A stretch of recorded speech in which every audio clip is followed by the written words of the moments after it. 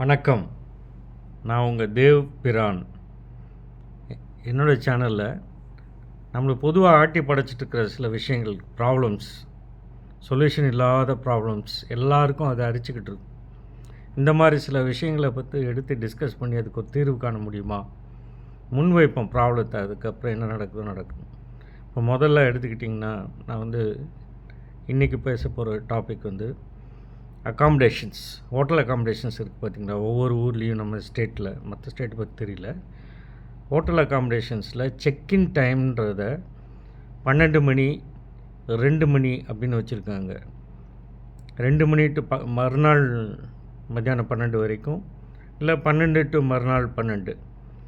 இது எப்படி சூட் ஆகும்? இப்போ காலையிலேயே அந்த ஊர்களுக்கும் ஸ்தலங்களுக்கும் 5:30 மணி 6 மணிக்கெல்லாம் ட்ரெயின் பஸ்ஸஸ்லாம் போய் சேர்ந்துடும். இப்போது கார் வெஹிக்கிளில் வரவங்க ஸ்டோரி டிஃப்ரெண்ட்டு. பட் இந்த மாதிரி வரவங்க ஹோட்டலில் செக்இன் பண்ணணும்னு போனால் அவங்க 12 மணி வரையும் செக்இன் பண்ண முடியாது அப்படின்னு சொன்னால் அவங்க என்ன பண்ணுவாங்க? எப்படி காலையிலேருந்து அவங்களுடைய வேலைகளை பூர்த்தி பண்ணிவிட்டு இந்த கோயிலுக்கோ ஸ்தலத்துக்கோ போக முடியும்? 12 மணி வரையும் போச்சுன்னா அந்த நாளே அவுட் இல்லையா? யார் இதை தீர்மானித்து இந்த மாதிரி வச்சுருக்காங்கன்றது தெரியல. ஏன் இந்த மாதிரி பண்ணியிருக்காங்கன்னு தெரியல. அதுக்கு ஒரு விடையே இல்லை. பல பேருக்கு இந்த பிரச்சனைகள் இருக்குது. ஆனால் வெளியில் பெருசாக டிஸ்கஸ் ஆகிறதில்ல. அதனால் சொல்யூஷனும் வர மாட்டேங்குது.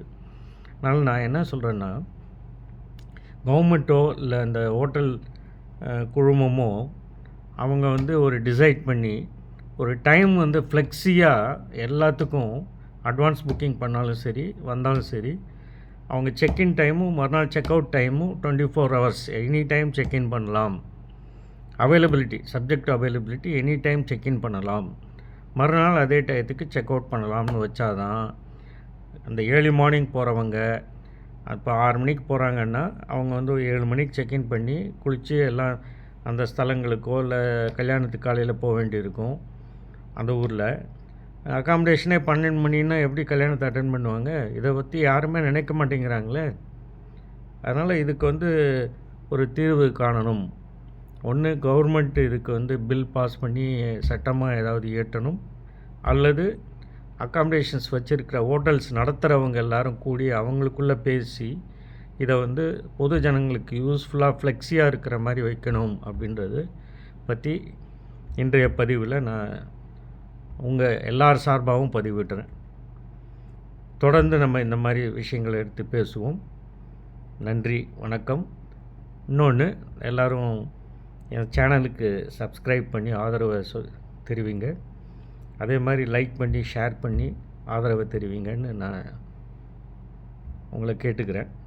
Thank you very much.